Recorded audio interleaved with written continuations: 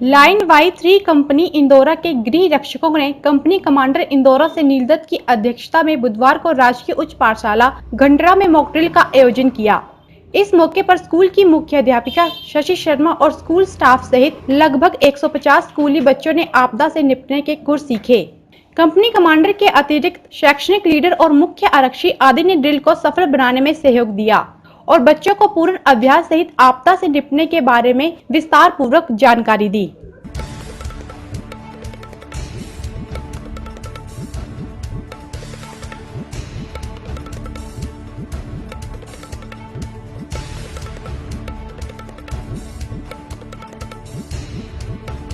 Bureau report ENTV।